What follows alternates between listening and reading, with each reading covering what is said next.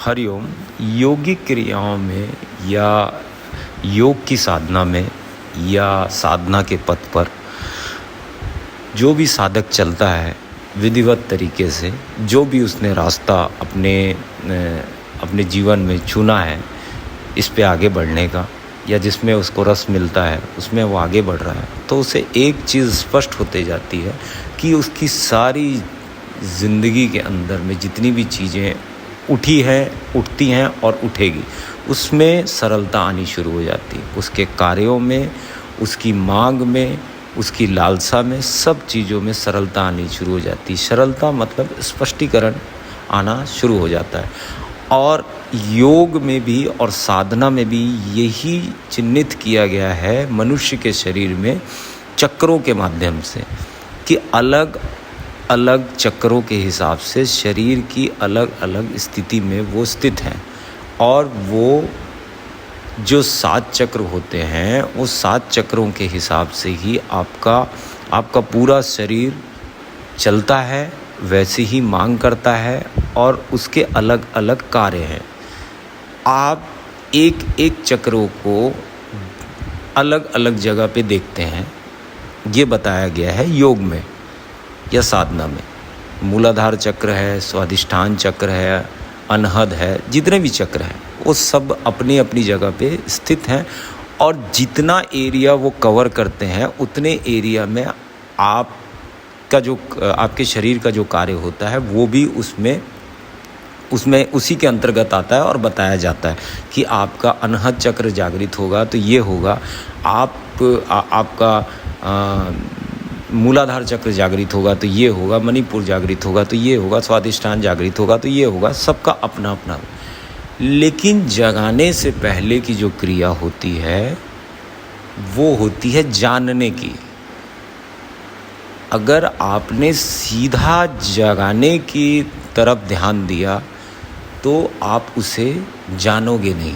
किसी चीज़ को अगर आप जानेंगे तभी आप उसको जगाने का आपके अंदर में शक्ति आएगी, या आप अच्छे रूप से या अच्छे तरीके से उसको जगा पाएंगे। यही गलती कर बैठते हैं साधक हमेशा अपनी साधना में, कि चक्रों को जगाने के लिए अपनी पूरी साधना को झोंक देते हैं। पहले जानना होता है, उसके बाद ही जगाना होता है। जिस आदमी ने चक्रों के कार्यों को जान लिया, या चक्रों की सरलता को जान लिया, या चक्रों से संबंधित जो उसके ऑर्गन्स हैं उसके बारे में जान लिया, तो उसे जगाने की आवश्यकता नहीं पड़ेगी।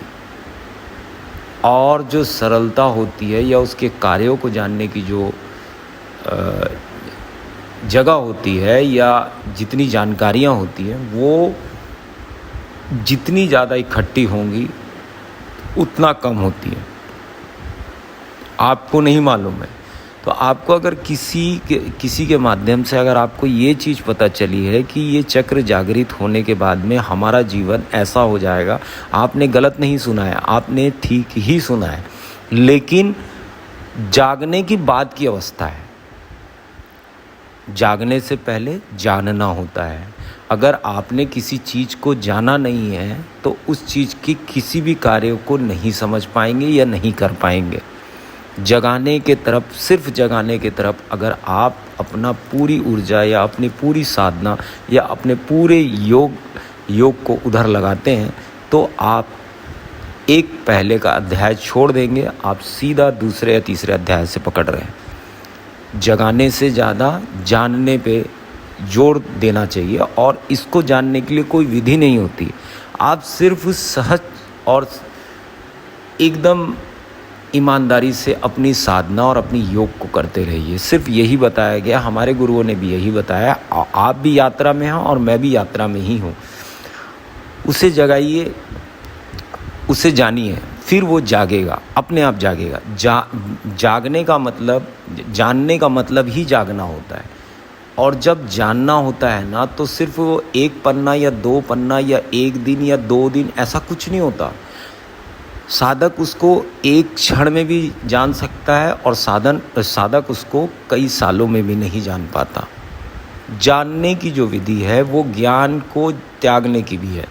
आपको अगर पहले से ज्ञान होगा तो आप उसे जान नहीं पाएंगे, क्योंकि जो ज्ञान है वो बाहर से आया है और जानना आपके अंदर से घटित होगा। समझना, ये दोनों अलग अलग चीज़ें हैं। आपको जो जानकारी अर्जित हुई है वो बाहर की तरफ से हुई है और वो किसी और के द्वारा दी गई है। आपके चक्र आपके अनुसार चलेंगे, आपके शरीर के अनुसार चलेंगे, आपकी स्थिति के अनुसार चलेंगे और आपके जानने के अनुसार चलेंगे। ये जैसे हम जन इंद्रियां जो है वो मूलाधार के पास में स्थित है, तो मूलाधार को जगा लेंगे और आप सेक्स और फीलिंग्स के ऊपर उठ जाएंगे, ये बिल्कुल ठीक बात है। लेकिन जब आपने उसके कार्यों को सिर्फ भोग और शौच के लिए देखा है तो फिर इसमें मिस्टेक हो जाएगी। उसके अलावा भी बहुत सारे कार्य हैं। अगर आपकी जन इंद्रियां किसी को अगर जन्म दे सकती है तो वो दूसरे भी कार्य कर सकती है, आपको ये जन्म मरण के बंधन से भी मुक्त कर सकती है। लेकिन इस तरफ आदमी का ध्यान नहीं जाता, क्योंकि जो उसकी कामनाएं होती है और जो उत्तेजनाएं होती हैं वो सिर्फ यहीं आके रुकती है। ये भी एक कारण हो सकता है। जैसे ही साधक साधना के अंदर में गहरा उतरते जाता है, ये सारे सिर्फ जन इंद्रियां और या मूलाधार चक्र की बात नहीं कर रहा हूँ, ये पूरे शरीर जहाँ तक आपके चक्र आपको बताया गया है, यहाँ वो चक्र है, वहाँ के कार्य आप देख लीजिएगा। सारे कार्यों में सरलता आनी शुरू हो जाएगी। सिर्फ आपको क्या करना है, सिर्फ अपनी साधना में ज़्यादा से ज़्यादा ईमानदारी और ज़्यादा से ज़्यादा स्पष्टीकरण लेके आना है। साफ होनी चाहिए चीज़ें।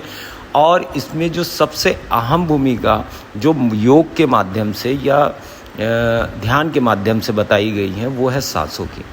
आपकी दोनों चंद्र नाड़ी और सूर्य नाड़ी जितनी सम की स्थिति पे रहेगी उतना आप वर्तमान में रहेंगे, और जितना आप वर्तमान में रहेंगे आप उतना ही अपने भविष्य के बारे में अच्छी योजनाओं को समझ पाएंगे। मतलब जो भविष्य में चलने के लिए आपको सीढ़ियाँ बनानी पड़ेगी वो बहुत अच्छे से बनेगी। सीढ़ियाँ बनती है वर्तमान में और वही आपको भविष्य में लेके जाती हैं। आपको ये दोनों जो स्थितियाँ, इसको समझना है कि जगाने पे अगर आप गए तो आप जगाना किससे जाने हो, किसी ऐसे व्यक्ति से जाना है आपने जगाना जिसने ऑलरेडी जगा लिया है और वो आपको बता रहा है। जानना तो आपके अंदर से ही घटित होगा ना, जानना तो आपके अंदर से घटित होगा। आपने अभी तक बाहर से जाना है, चक्र जो है वो अंदर की ओर स्थित है और अंदर से जानना होगा। वैसे ही धीरे धीरे सारी जितने भी चक्र हैं उसके सारे कार्य आपके समक्ष आते हैं और सारे कार्यों के साथ में ही आपका शरीर चलता है, आपकी कामना चलती है, आपके शरीर के उद्देश्य और जितनी भी चीज़ें हैं आपके शरीर से उत्पन्न होती है, चाहे वो मानसिक हो, चाहे वो शारीरिक हो, चाहे कोई भी हो, वो इन्हीं के ये 7 चक्रों के अंतर्गत आती है।